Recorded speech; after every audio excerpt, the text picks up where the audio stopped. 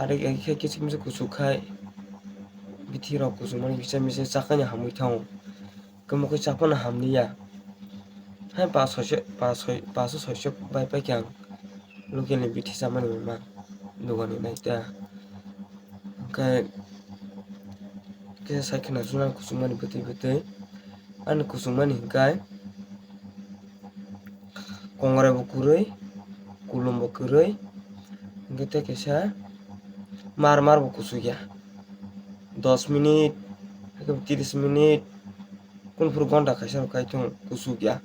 kusukhai bo pura sirsa sotonjagui totor kutupra nokhorwi hama naimai wngwi thango